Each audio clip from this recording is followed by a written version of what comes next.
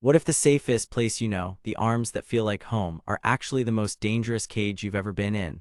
What if the love you cherish, the affection you depend on, is not love at all, but the most sophisticated form of control ever devised?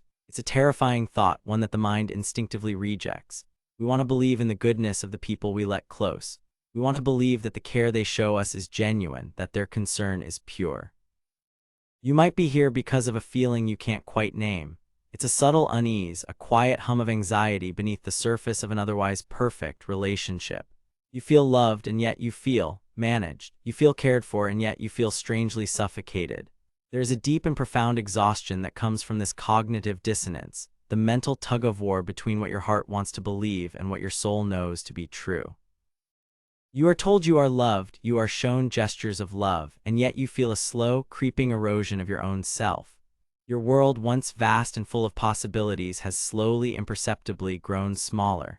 Your circle of friends has thinned, your hobbies have faded, your own opinions, your own desires seem to have been gently, lovingly replaced by a shared we that sounds like unity but feels like erasure. You find yourself explaining away behaviors, making excuses for moments of possessiveness, justifying intrusions on your privacy as acts of profound caring. You tell yourself, they just worry about me, or they're just protective because they love me so much. But a quiet voice within you, a voice you've been trying to silence, asks, is this love or is this ownership? You feel a deep, abiding loneliness even when you are with them. A loneliness that comes from not being truly seen, but being constantly watched. In this journey together, we will pull back the curtain on the charmer's theater. We are going to turn on the lights in those dimly lit corners of your relationship that you've been too afraid to inspect too closely. We will unmask the subtle, insidious ways that control disguises itself as love. This is not about blame or anger, it is about clarity. It is about giving you the language for your experience, the framework to understand your confusion, and the tools to reclaim your own mind. By the end of our time together, you will not only see the truth with unshakable clarity, but you will also understand the path back to yourself, back to a life where you are not an object to be cherished, but a sovereign being to be respected. You will reclaim the sovereignty of your own soul. Let's start with a truth that might land with a jolt of recognition. One of the most powerful tools of the charmer is something we can call benevolent control. This is control that is masterfully framed as being for your own good. It doesn't look like tyranny, it looks like help. It doesn't feel like a command, it feels like a loving suggestion. It's the partner who helps you organize your finances until you no longer feel competent to manage your own money. It's the friend who helps you navigate a social situation by speaking for you until you begin to doubt your own social skills. It's the parent who helps you choose a career path, steering you away from your passions and towards security, all out of love. They are so helpful, so wise, so caring that you begin to outsource your own decision-making, your own judgment, your own life. The charmer doesn't need to build a physical cage when they can convince you to build it yourself, bar by loving bar, and hand them the key for safekeeping. This is the first win, the first piece of the puzzle, recognizing that help can be a leash and care can be a cage. Now let's go deeper. To truly understand this dynamic, we must first understand the architect of this cage, the charmer. This isn't just a bad person.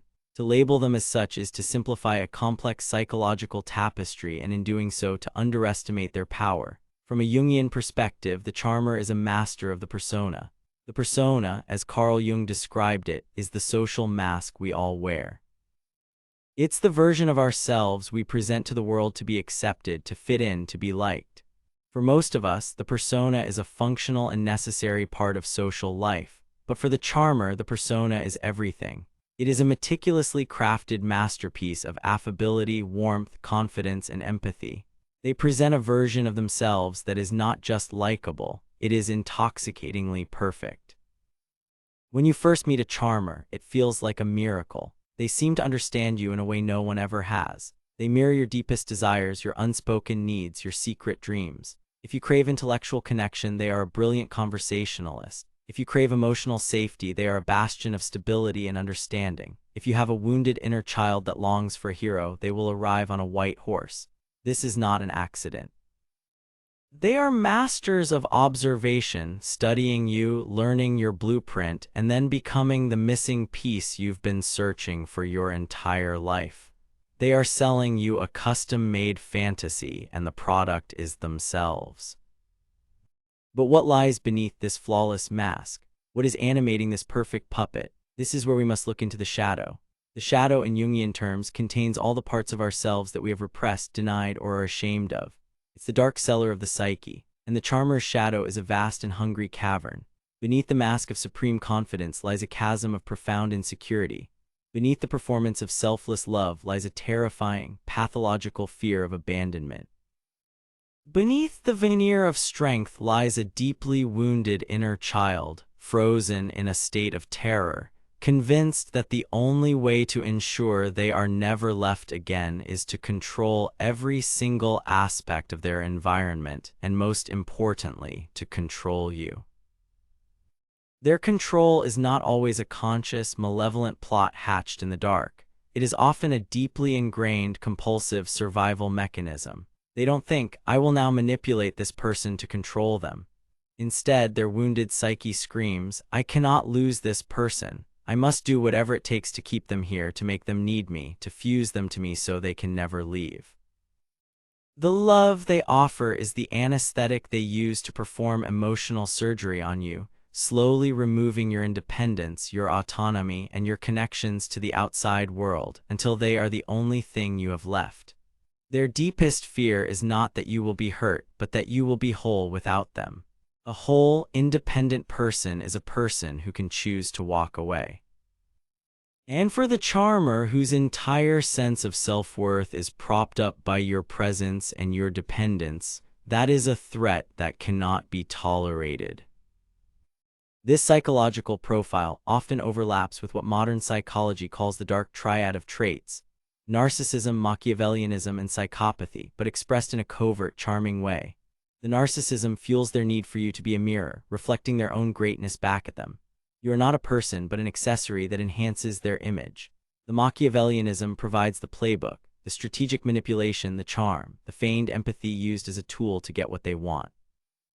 And in some cases, a subclinical psychopathy provides the chilling lack of genuine remorse or deep empathy for the pain they cause. They can see that you are in pain, but they don't feel it. They see your tears not as a sign of your suffering, but as an inconvenient obstacle to their goal of maintaining control. They will comfort you with one arm while subtly tightening their grip with the other. Understanding this is crucial. You are not dealing with someone who loves you imperfectly. You are dealing with someone whose psychological operating system is fundamentally different from your own. You are trying to play chess with a person who sees the board, the pieces, and you as nothing more than objects to be moved according to their will. Now that we understand the architect, let's examine their toolkit. Let's deconstruct the specific behaviors that are disguised as love but are in fact instruments of control. We will call this the love bomb, but not just the initial phase of idealization. We are talking about the sustained, ongoing bombing campaign designed to keep you in a state of dependent gratitude and confusion. The first and most insidious tool in this kit is the gilded cage of protection. This is perhaps the most difficult form of control to recognize because it preys on our deepest instincts for safety and security.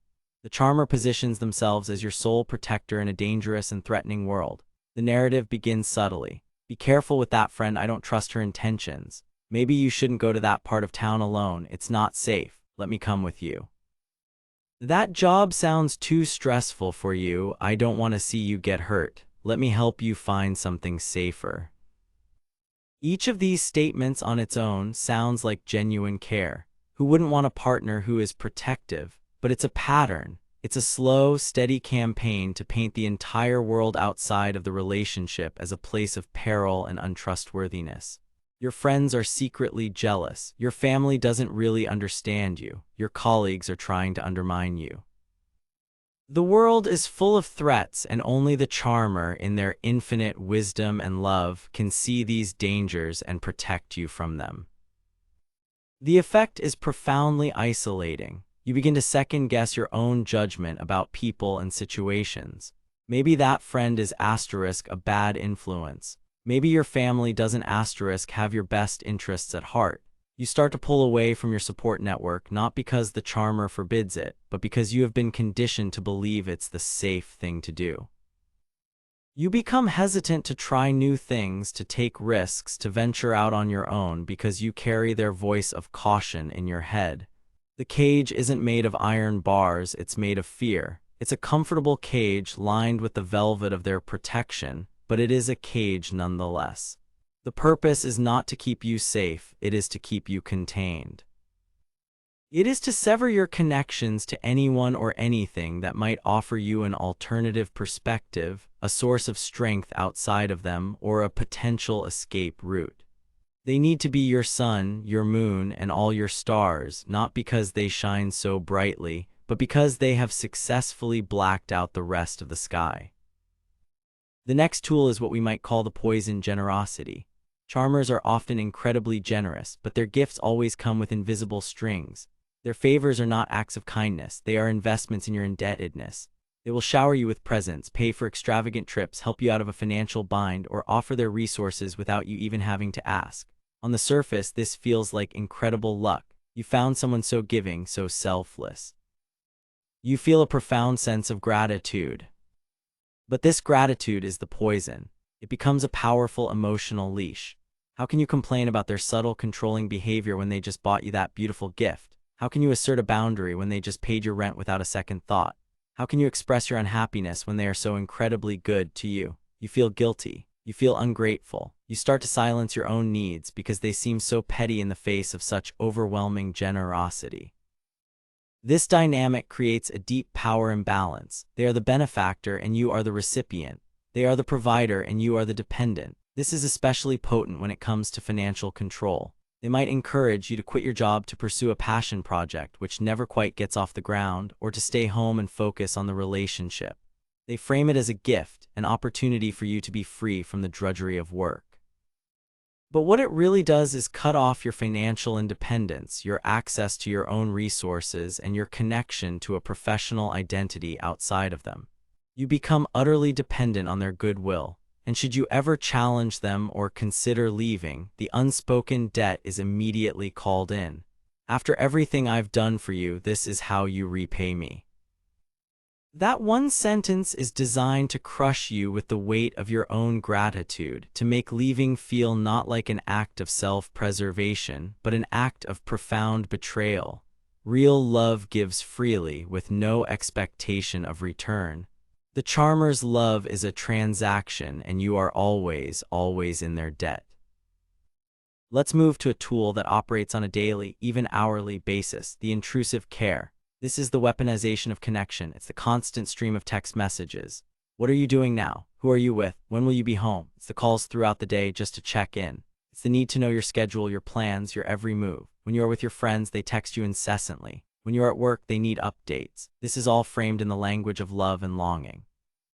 I just miss you so much. I can't stop thinking about you. I just want to know you're okay. It feels flattering at first. It feels like you are the center of their universe, but the feeling soon curdles. It's not about connection, it's about surveillance. It's about monitoring and data collection. Your life is no longer your own private experience. It is a live feed being broadcast directly to them. This constant intrusion systematically erodes your sense of personal space and autonomy. You lose the ability to have experiences that are just for you. Every moment is subject to their review, their commentary, their emotional reaction. If you try to push back even gently by saying, "I'm busy right now, I'll talk to you later," you are often met with a wounded response. "Oh, okay, I was just thinking about you, sorry to bother you." This is a subtle punishment. It makes you feel guilty for wanting a moment of peace, for wanting a sliver of your life to be unobserved. So you learn not to push back. You learn to answer the texts immediately. You learn to provide the updates before they are requested. You preemptively manage their anxiety by sacrificing your own privacy. You become conditioned to believe that a loving partner has the right to unfettered access to your time, your location, and your inner world. The boundaries between you and them dissolve, not into a healthy union, but into a complete absorption of you into them. You cease to be a separate individual and become an extension of their own anxious mind. This flows directly into the fourth tool, the weaponized worry. This is a masterful and deeply manipulative tactic where the charmer uses their own stated emotions, particularly anxiety and worry, as a means to control your behavior. They make their emotional state your responsibility. The logic goes like this: if you do X, I will feel Y, anxious, worried, hurt. Therefore, if you love me, you will not do X. It sounds like this: please don't wear that dress. It's so beautiful that I'd just spend the whole night worrying about other people looking at you. I wouldn't be able to relax. The focus is shrewdly placed on their asterisk feelings, not on controlling you. They're not saying you can't wear that. They're saying you're wearing that will cause me pain. And if you are an empathetic person, your natural instinct is to not want to cause pain to someone you love. So you change the dress. Or, I know you want to take that solo trip, but I would be a complete wreck the entire time just picturing all the things that could go wrong. I wouldn't sleep a wink. I just don't think I could handle the stress. Again, your desire for a life-enriching experience is pitted against their emotional well-being. To choose yourself feels like an act of cruelty towards them. You are placed in an impossible position. Either you shrink your life to fit inside the tiny, safe container of their comfort zone, or you are cast as the selfish, uncaring partner who disregards their feelings. This is a profoundly effective way to clip your wings without ever having to say you are not allowed to fly. They make you believe that your freedom, your growth, and your joy are directly harmful to them. Over time, you begin to automatically censor your own desires. Before you even think about doing something for yourself, a part of your brain immediately calculates their potential emotional reaction. Will this make them worry? Will this upset them? Your life choices are no longer guided by your own passions and goals, but by the imperative to manage the emotional state of another person. You become the permanent, unpaid therapist for their anxieties, and the prescription is always the same: your own diminishment. Next, we uncover the illusion of partnership, a tactic we can call the team that has no you. On the surface, the relationship with a charmer is all about us and we. We should do this. We want that. This is what's best for us. The language of partnership is used constantly, creating a powerful feeling of unity and a shared journey. It's intoxicating. You feel like you've finally found your other half, your true teammate. The deceit lies in the definition of we. In the Charmer's dictionary, we is a pronoun that simply means I. The decisions made for the team almost invariably align perfectly with their own desires, their own career, their own comfort, and their own agenda. For example, a major life decision like moving to a new city is presented as a mutual choice for the betterment of the team. We should move to Austin. The job market is great for my field, and it will be such a great adventure for us. Your career, your connections, your comfort with the move are secondary considerations if they are considered at all. Any hesitation on your part is framed as you not being a team player, as you being selfish and not wanting what's best for us. Your individual identity, your I, gets systematically erased. Your opinions are gently steered towards their opinions until you find yourself parroting their views on politics, art, and even your own friends. If you state a differing desire like "I'd rather stay in on Friday night," it's not met with a simple negotiation. It's met with a kind of bewildered disappointment, as if your desire is a betrayal of the shared consciousness of us. But I thought we loved going out on Fridays. It's our thing. The pressure to conform is immense because disagreeing feels like you are fracturing the very foundation of the relationship. Over time, you lose touch with your own preferences. What movie do you want to watch? What music do you enjoy? What are your dreams for the future? These questions become difficult to answer because your inner landscape has been so thoroughly colonized by theirs. You've been a we for so long that the I has gone silent. This is the ultimate goal of the charmer, not to have a partner, but to have a compliant echo. They don't want a team with two players. They want a one-player game where you are simply the avatar they control. Now let's look at a tool that works on a much more subtle, granular level, like water eroding stone, the subtle erosion of confidence. This is one of the most damaging tactics because it's designed to make you believe you need the charmer, that you are incapable of navigating the world without their superior wisdom and guidance. This isn't done through overt insults or criticism. Overt cruelty would shatter the loving persona. Instead, it's done through a slow, steady drip of backhanded compliments, helpful corrections, and condescending jokes. A backhanded compliment sounds like praise but contains a hidden barb of criticism. Wow, you cooked a fantastic dinner. I'm honestly surprised you pulled it off. The compliment is the sugar coating for the poison pill, the implication that they have low expectations of your abilities. Or you look so great tonight. That outfit is so much more flattering than what you usually wear. Again, a compliment that simultaneously invalidates your past choices. Helpful corrections are another favorite. They will constantly correct your telling of a story, your pronunciation of a word, or your method of doing a simple task, always under the guise of helping you. You're telling that story wrong, honey. It was Tuesday, not Wednesday. Let me tell it. Or here, let me show you the right way to load the dishwasher. Each of these small interventions sends a clear message. Your memory is faulty. Your way is wrong. You are not quite competent. Then come the jokes. They will make jokes at your expense in front of others, often about your perceived flaws, your quirks, or a mistake you made. If you get upset, you're accused of being too sensitive or unable to take a joke. Oh, come on, I was just teasing. You know I love you. This is a classic manipulation tactic. It allows them to insult you with impunity and then blame you for your reaction. The cumulative effect of these thousands of microaggressions is devastating. Your self-esteem is slowly ground down to dust. You start to believe their narrative. You start to think, maybe I am forgetful, maybe I am incompetent, maybe I am too sensitive. You begin to doubt your own mind, your own abilities, your own perceptions. And in that state of doubt and diminished self-worth, who do you turn to? You turn to the one person who seems to have all the answers, the one person who is so confident, so capable, so helpful, the charmer. They create the disease of self-doubt and then position themselves as the only cure. This dependency is the cornerstone of their control. Finally, we arrive at the most reality-bending tool in the charmer's arsenal, the gatekeeping of information, more commonly known as gaslighting. But this isn't the screaming, frantic gaslighting you see in movies. This is quiet, calm, loving gaslighting. It's the gentle but firm insistence that your reality is wrong and theirs is right. It is the subtle art of controlling the narrative of your shared life. They will deny events that happened, often with a look of genuine confusion and concern for you. You might say, you said last week that we could visit my sister this weekend. They will respond with a soft, convincing tone. No, honey, I never said that. I think you're misremembering. We talked about how busy this weekend was going to be. Are you feeling okay? You've seemed a little stressed lately.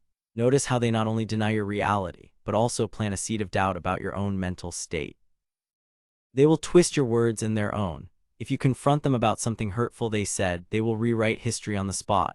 I never said you were incompetent. I said I wanted to help you feel more competent because I know you get stressed. You're twisting my words because you're upset. I was only trying to be supportive. They are masters of reframing their manipulative behavior as benevolent intention. They will make you feel crazy, unreasonable, and ungrateful for even bringing it up.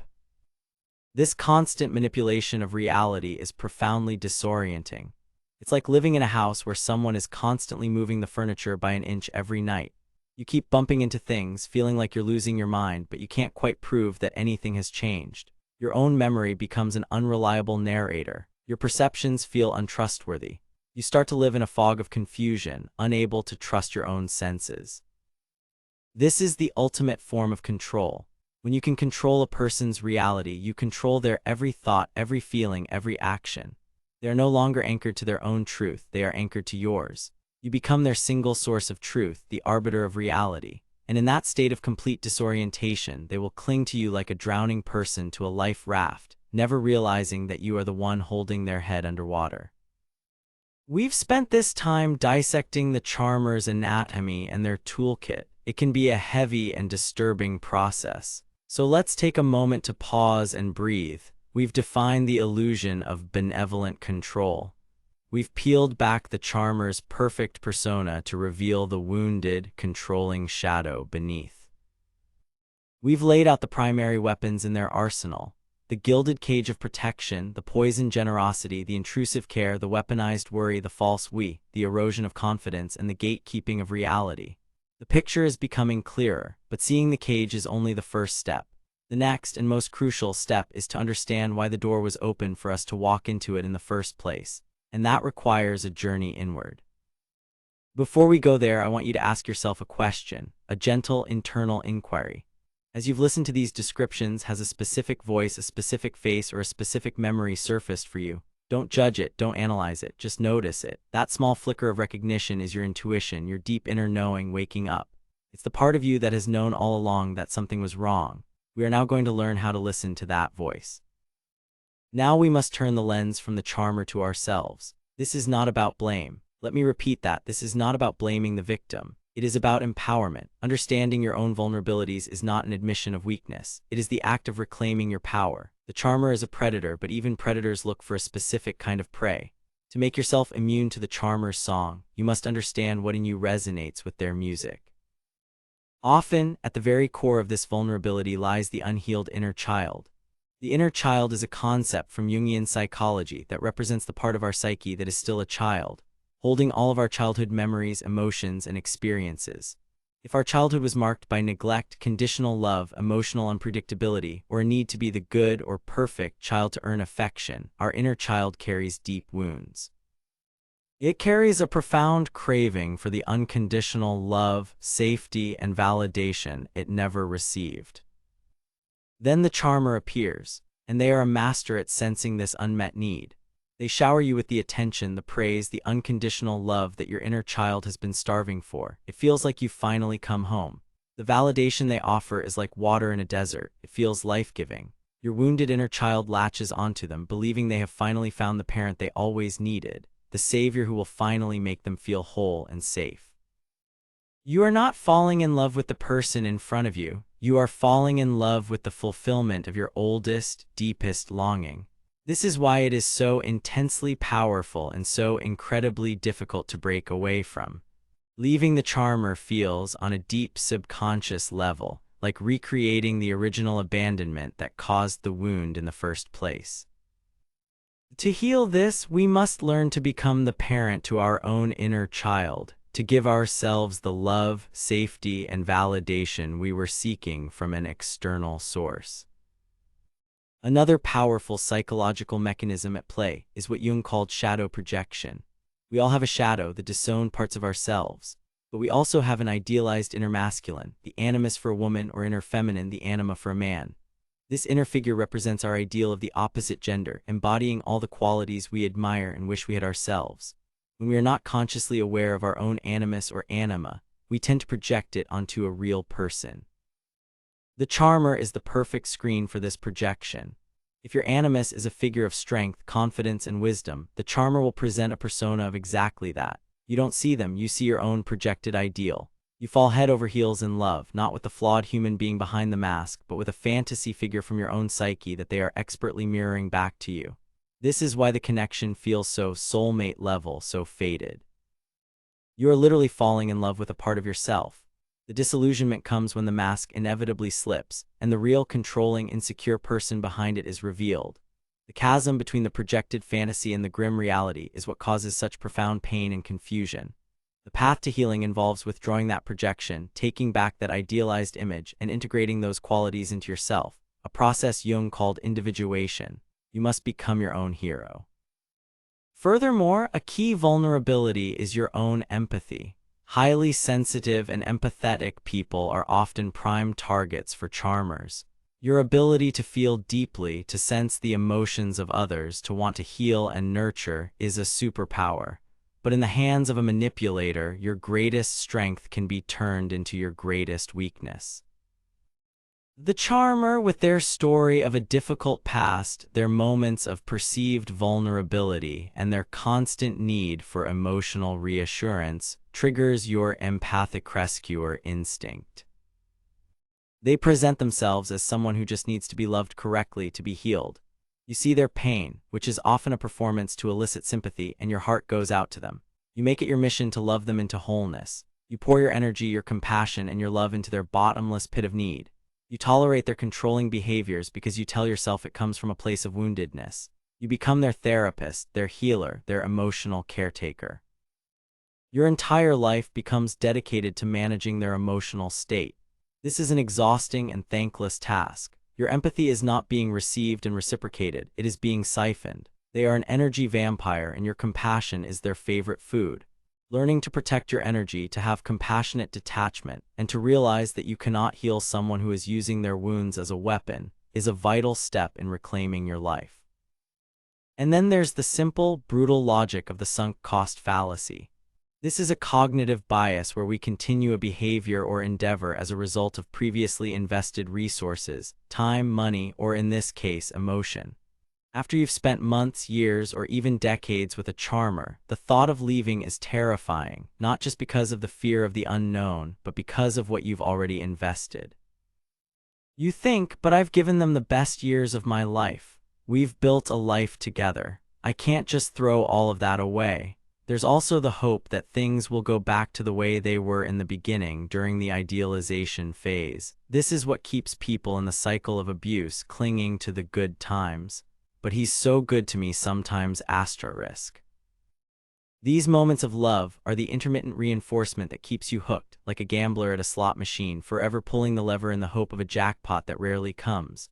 To break free, you must accept that the resources you've invested are gone. They are a sunk cost. You cannot get them back by investing more. The only way to stop the losses is to walk away now. Your future is a new investment, and you must choose to invest it in yourself. All of these factors create a state of profound cognitive dissonance. This is the mental discomfort experienced by a person who holds two or more contradictory beliefs, ideas, or values. In this case, the two beliefs are, this person loves me and is good to me, and this person's behavior is hurting me and making me feel small. These two ideas cannot coexist peacefully in your mind. To resolve the dissonance, the mind will desperately try to make them fit.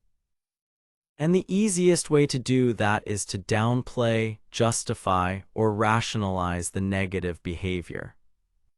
You tell yourself they're just stressed. They don't mean it. Their love is just so intense it comes out wrong sometimes. You minimize your own pain to preserve the primary belief that you are loved. To admit the truth that the love is a facade for control is to shatter the entire foundation of your reality. It is a terrifying prospect, but living in a state of cognitive dissonance is a form of slow psychological torture. It's a constant state of internal conflict that drains your mental and emotional energy, leaving you perpetually exhausted, anxious, and confused. The only way to end the torture is to choose one reality, and the bravest, most self-loving choice you can make is to choose the reality that is validated by your feelings, your intuition, and the evidence of your own diminishment. You must choose the truth, no matter how painful it is. The awakening often doesn't happen in a single, dramatic moment. It's a slow dawning, a series of small cracks that begin to appear in the charmer's perfect mask. You start to notice things. You see a flicker of coldness in their eyes when you express an independent thought. You witness a flash of disproportionate reptilian rage when you do something small that is outside of their control, like making plans with a friend without consulting them first. The mask slips when they are not getting their way, revealing the raw, desperate need for control that lies beneath. You might overhear them talking about you to someone else, and the way they describe you is subtly demeaning or casts you as helpless. These moments are jarring. They don't fit the loving narrative. Don't dismiss them. These are glitches in the matrix, moments when the truth of their operating system is exposed. Collect these moments. Write them down. They are your proof. They are the evidence that your intuition has been screaming at you all along. The ultimate antidote to the charmer's deceit is not to change them, but to change yourself. The path to freedom is the path of shadow work. As we've discussed, the shadow contains the parts of ourselves we deny. To unmask the charmer, you must first be willing to look at your own shadow. You must ask yourself with radical honesty, what part of me was drawn to this? What unhealed wound in me resonated with their particular brand of control? This is not self-blame. This is self-excavation. You might find a part of you that was afraid of being alone. You might find a part of you that craved a savior because you didn't trust yourself to save yourself. You might find a deep-seated belief that you are not worthy of love unless you are perfect or constantly giving. By bringing these shadow aspects into the light of your consciousness, you take away their power. You can begin to heal them, to integrate them. When you are no longer run by a subconscious fear of abandonment, the charmer's threat of leaving loses its sting. When you learn to validate yourself, their praise and criticism become irrelevant. Shadow work is the process of becoming whole, and a whole person cannot be controlled. This journey of integrating the shadow and becoming whole is what Carl Jung called the process of individuation. It is the lifelong psychological process of differentiating the self from the collective and from the unconscious. It is about becoming who you truly are, not who your parents, your society, or your controlling partner wants you to be. Leaving a relationship with a charmer is often a powerful catalyst for individuation.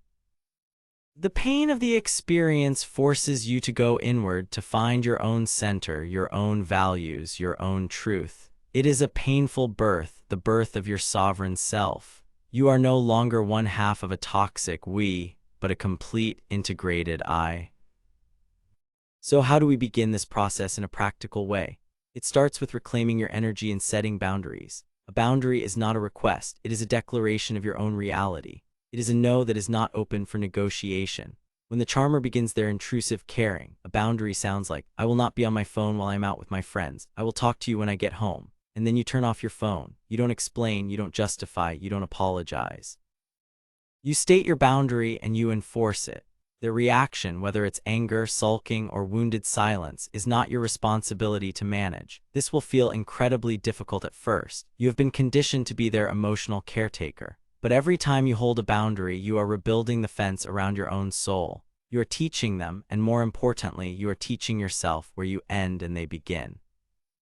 For those in deep entanglement, the gray rock method can be a powerful tool. It means you make yourself as uninteresting as a gray rock. You become boring. When they try to provoke a reaction to get that hit of emotional supply, you give them nothing. You give short, factual, unemotional answers. How was your day? Fine. What did you do? Work. You don't share your triumphs, your fears, your dreams. You become a blank wall. A charmer who feeds on drama and emotional reaction will eventually get bored and look for a more interesting source of supply. It's a way of starving them of the energy they crave, allowing you to emotionally detach and plan your exit. Most importantly, you must learn to trust your intuition again. That off feeling, that knot in your stomach, that quiet voice that says this isn't right, that is your soul's guidance system. It has been there all along, but you were taught to ignore it, to rationalize it away. Start listening to it. Treat it as the most reliable source of information you have. When you get that feeling, don't argue with it. Honor it. It is your compass pointing you north towards your true self. And as you do this external work of setting boundaries and listening to your intuition, you must do the internal work of healing your inner child. This means reparenting yourself. Speak to that child within you. Tell them, you are safe now. I will protect you. You are worthy of love just as you are. You don't have to perform or be perfect. I will never abandon you. Give yourself the unconditional love, the safety, the validation that you were desperately seeking from the charmer. Buy yourself flowers. Take yourself on dates. Celebrate your own accomplishments. Become your own source of warmth and comfort. When your inner child feels safe and loved by you, it will no longer need to seek a savior in others. This entire process is an alchemy of the soul. It is about transforming your greatest pain into your greatest power. The experience of being controlled by a charmer, as devastating as it is, can be the very thing that forces you into a profound spiritual and psychological awakening. It forces you to confront your deepest wounds, to develop unshakable self-worth, to build ironclad boundaries, and to connect with your own inner wisdom. You went into the fire and you did not burn, you were forged. The lead of your suffering is transformed into the gold of your consciousness. You emerge from the ashes not as a victim, but as a warrior of the light, with a deep understanding of the human psyche and an unbreakable connection to your own sovereign soul. So we have journeyed far.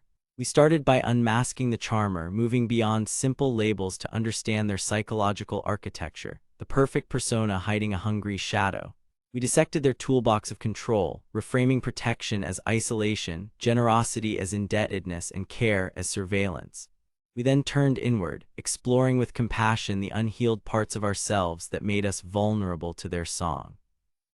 We looked at the unhealed inner child, the power of projection, the weaponization of our own empathy, and the mental trap of cognitive dissonance. And finally, we have illuminated the path forward, a path of awakening through shadow work, of reclaiming power through boundaries, and of finding wholeness through the sacred process of individuation. I want you to imagine, just for a moment, a life where the words "I love you" are not a precursor to demand, but a simple statement of fact. Imagine feeling a deep sense of peace, not because someone else is calm, but because you are sovereign and centered within yourself. Imagine making choices based not on someone else's anxieties, but on your own joy and expansion. This is not a fantasy. This is the life that awaits you on the other side of fear. This is the life you were always meant to live. Now take a quiet moment and ask your deepest self this one question. In my relationships, past or present, where does genuine care end and where does subtle control begin? What is the line for me? Be honest with yourself. The answer may be uncomfortable, but in that discomfort lies your freedom. The journey to unmasking the deceit in others always begins with the courage to find the truth within ourselves. This process is not just about leaving a person, it is about fully and finally returning to you. The path may be long, but you do not have to walk it alone. There is a community of souls who are on the same journey of awakening. Your story, your insight, your moment of clarity is a beacon for someone else who is still lost in the fog.